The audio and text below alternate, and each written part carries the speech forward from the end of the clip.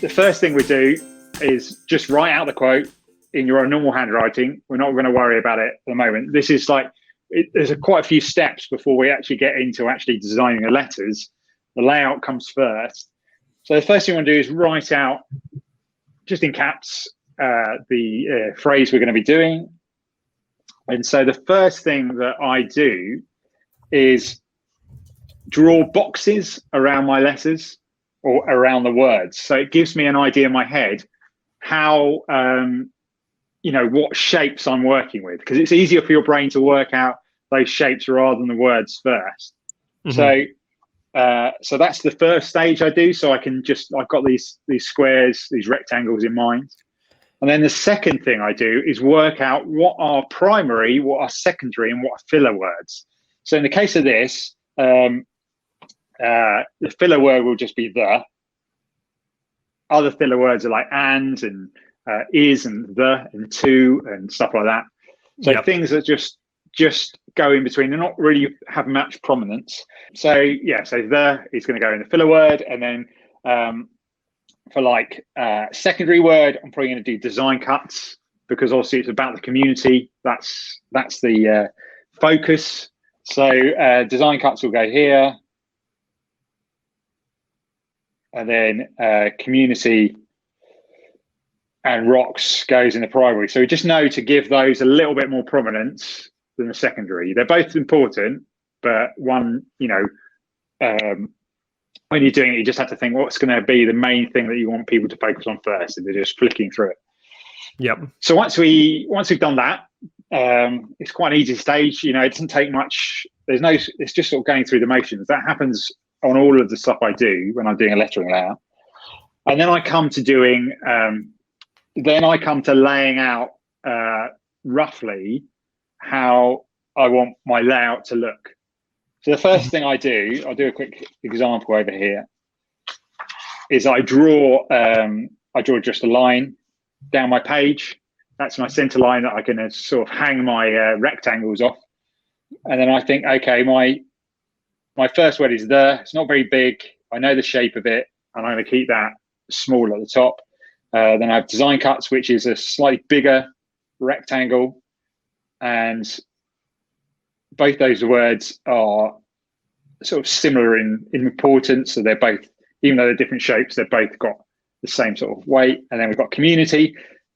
And the thing is with the word community, it's quite a big word. So there's a level to how big I can make it, because it's 9 letters, I think. And then rocks is going to be quite big down the bottom here. And so that's one layout.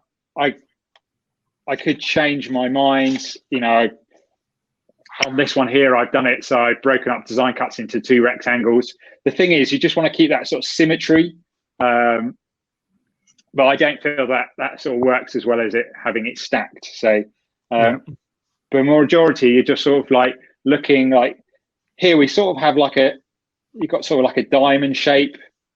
So rather than it being like a pyramid with it really wide on the bottom going to really narrow, I'm sort of trying to think about that sort of like either diamond or oval shape.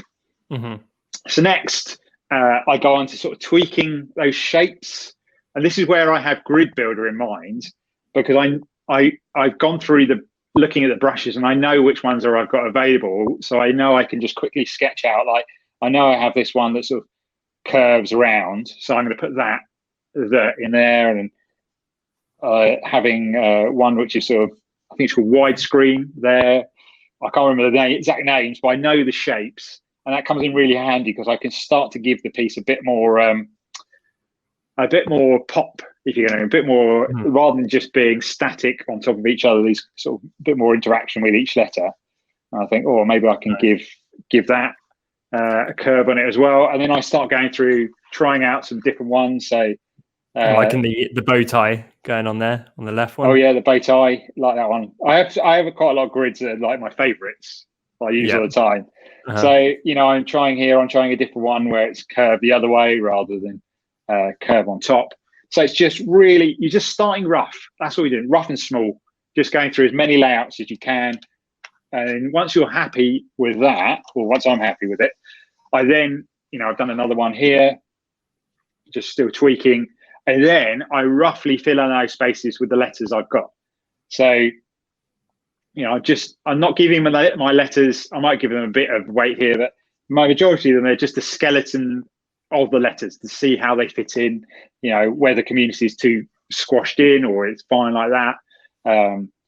I then decided I've started to give it like a ribbon-like look, because in the set there's a ribbon one as well. So, and that seems to work quite well. And also something you need to do as well is think about how many letters you've got it. So when you're laying out the letters in the grids,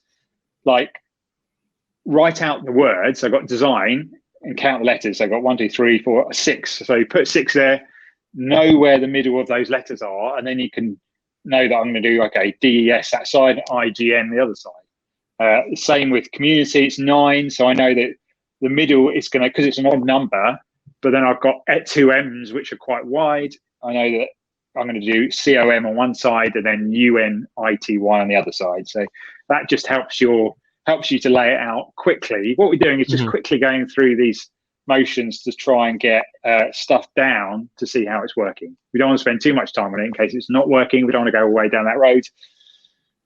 So the next stage is just to give my letters a little bit more weight and a bit more style to them, still keeping it quite rough, and deciding on whether I'm going to give rocks. I want to give it a bit of a shadow, so I give that a really rough thing to see what that looks like, and a few bits coming over here. Then I also just sort of think, maybe community could be in script, but for me it doesn't seem to work in terms of the C is quite big and the Y isn't, and it sort of doesn't hang with this sort of symmetry thing for this one. It might do for other ones. And plus with this sort of class, I didn't want it to be too complicated, so I'm going to stick to sort of uppercase sans serif mainly look. So once I've got to about this stage, I might do a few more designs as I'm trying to work it out. I'll get the iPad, get Procreate. What's quite good at Procreate, rather than just going to the camera app, taking a photo, going to the gallery, then you open the gallery, is that once you've set up your document, this document here, I might have to zoom. If you go to the settings tab and click on add, you can then take a photo. There we go. So I've taken a photo, and then at the bottom there, I can click use photo, and that will pop it into the document. And then zoom out a bit. I can then lower the opacity down, so it's just roughly in the background, so I can get my layout looking good. So there we got our rough design. Look, when you zoom it in, it looks really rough. But don't worry. This is why Grid Builder helps, because it helps to refine all those lines. So the first thing I do is find my pencil. Oh, here it is. I set up a new layer, and I use, because I'm going to be using white, I use my favorite combination of pink and blue, which I love at the moment, to be the guidelines, so that I can differentiate them from what I'm doing. So the first thing I do is just with the basic monoline calligraphy brush, because I just want a straight line, is to draw a line from top to bottom. And then if I don't take my pen off the thing and then hold my finger on there, it will create a straight line. So I've got my finger on the thing. There you go. And I can create a straight line down my canvas.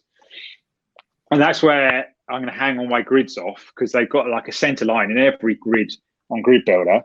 So I can hang all those off. So the next thing I do is create a new layer, and then start from the top down. And the first thing I'm going to do is this sort of banner, what's called banner.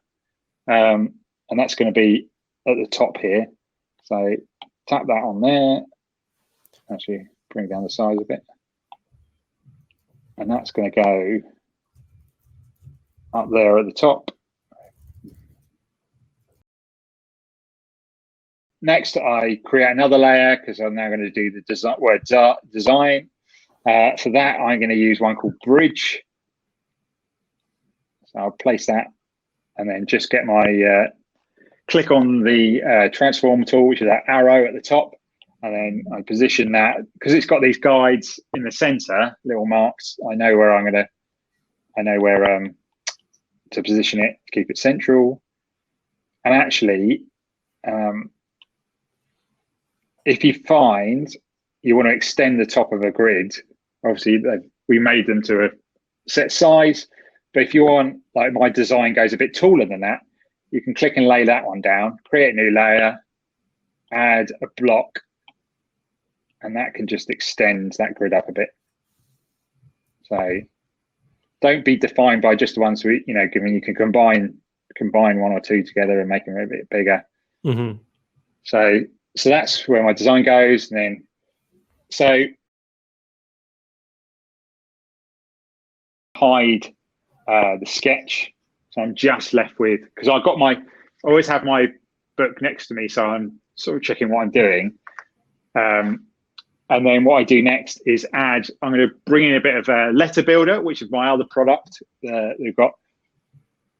So I change over to a blue color, create a new layer, and I can tell roughly that they're going to be needing the condensed one because it's not a particularly wide space. So I click on condensed. So you can either just put one grid down. So each of these grids makes up every letter of the alphabet. There's a guide that comes with the download as well. But what it does for me is help me to quickly get out a simple sans serif style. Then I can add on top of it all the sort of fanciness, change it to serif, maybe change the weight, maybe give it an inline, a bevel, a 3D, whatever I want. What it does is go through the process of creating letters quicker, so I have more time to spend, to use a made-up word, fancyifying it. So that should be a word. It should be a word. So, but you can either just tap once, or if you draw a line. So I'm going to draw a line of 6 and keeping my pen held on the screen, and then holding my finger down, I can create a line which I can expand or contract and adjust the spacing, which really helps. So I bring it in a bit. So we've got our grids there. We've got our word design. So we've got 6 letters. Then we just position it into this is where letter builder fits into the grids. But you have to do a little bit of tweaking to do that.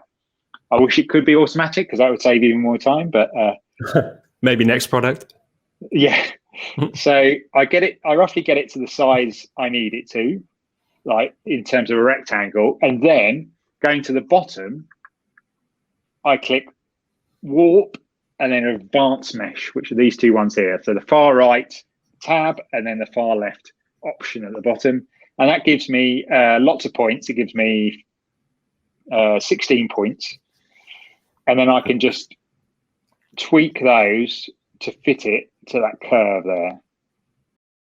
And then once you've done that, just click on the arrow at the top. And then you're left with the grid in that shape. There we go. So amazing. So, and the same thing happens with all the rest of them. If they've got, so I turn that off. So here are ones I've made earlier. So I've done one for cuts, I've done one for community, done one for rocks at the bottom there. So that is my layout. The composition has been made. I still might tweak it, but it'll only be small tweaks by now because I'm quite happy with how that layout looks.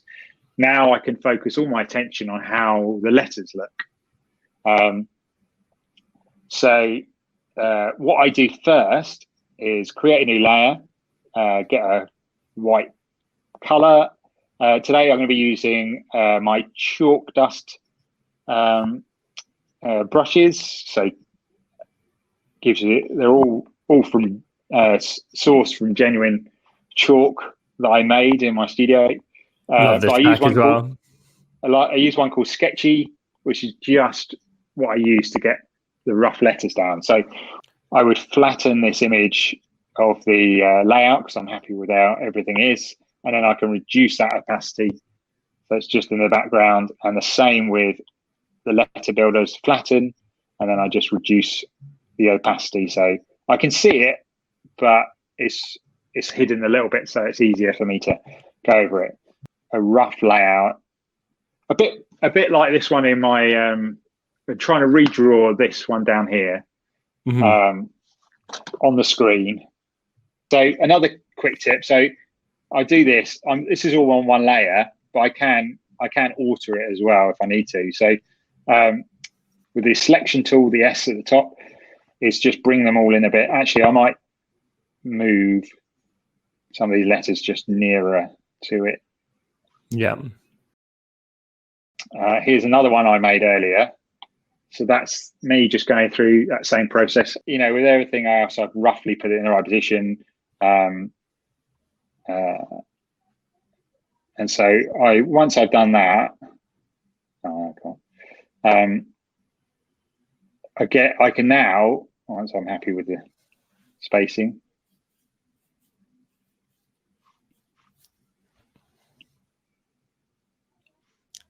it's already looking pretty cool, though, I have to say. I'm sort of happy with how it's looking. So what I can do now is turn off Grid Builder and Letter Builder because I've got this in place. And now I can reduce. So there's this theme running where I build, I reduce, go over it. So now I just reduce that down. So it's sort of, you know, now gray or whatever color you're using. And this is going to be the sort of basis to form my my lettering on it. So now I'd create a new layer, and this is where I create a new layer for every piece. So I do a layer for a layer for design, a layer for cuts, blah blah, so that I have more freedom to move stuff around. I've started a new layer. I'm going to use my favorite one actually is what Stefan contributed for my brush pack. So it's either Stefan's chalk brush or Stefan's chalk script. Either one of those I use to start because they're quite sharp and I have a bit more control over them.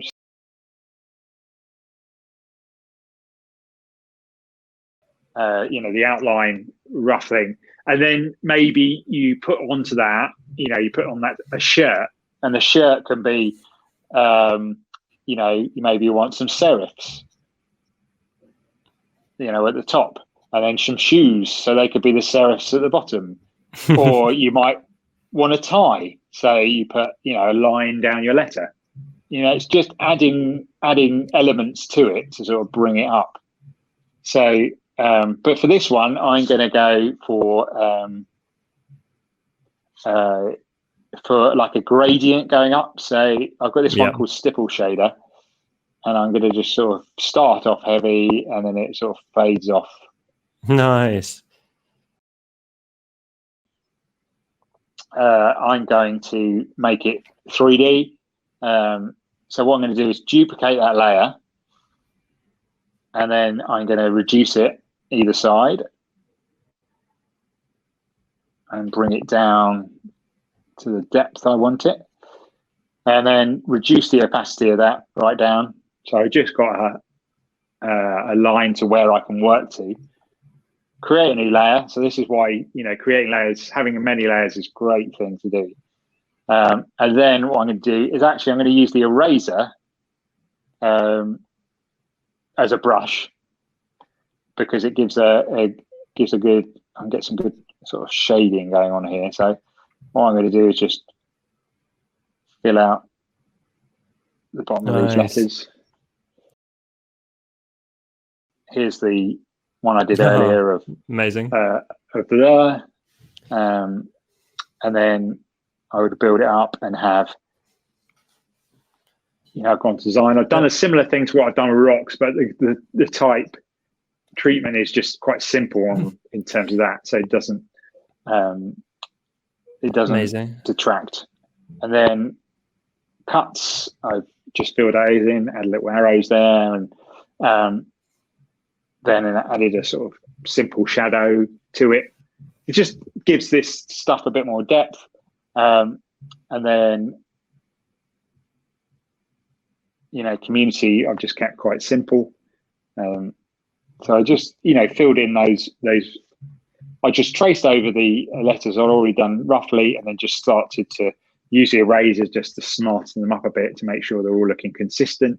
You see the sort of weight, it's the same across the same. And then also, because of letter builder, you haven't got that problem like you said, Tom, of you have as you've gone COMM, it's all gone really tight over here. Yeah, So I'm squishing it in. Yeah.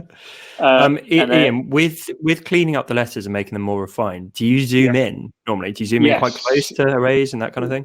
Yeah. So let me do cuts because that's quite a small word. So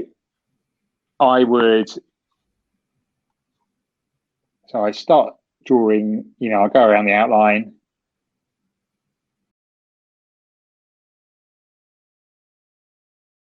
So I'll do that, and then I just, make sure, especially with like letter S, because you just want to make sure it's not looking like it's going to fall over. So you might need to refine the sides and stuff like that.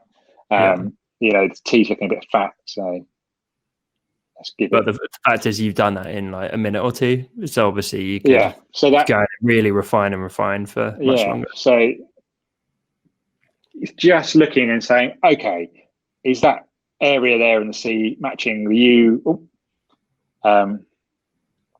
Is it matching the U, matching the C, matching the S? And just making sure that it all weighs. It's not like one weight, because if there's more weight, it's just like a ship and it might look like it's tipping or look out of place. And then we've got rocks at the bottom there. And I've added a mask to the community thing. So it gives this sort of shadow at the background. Nice. So it looks like it's coming out. And something I'm trying to get more into, because is adding a bit more illustration around my lettering for interest. So like, I don't know if you can see it. It's like I've got this like chalk sprinkler, it's called, and I've just put that around the edges and then erased around it. So there's like a darker area. Yeah. So it's a technique used in chalk lettering to help things stand out. So you sort of make it slightly like a rough bit of like white going around, so then it makes it stand out. And then adding some sort of dots. This is supposed to represent like community members. And then just some like, sort of starbursty style bits. And then I was like, maybe I can do like a little illustration of like, sort of rock on. So cool. So I saw this sort of like more cartoony thing on Pinterest. And I was like, what about that with a pencil going through, the sort of, rock on designers, DC pencil there. That's so awesome. I love the details. That was amazing though. I know it's just me, but in the comments, let's give it up for Ian for that demonstration, because damn, every single time I'm blown away.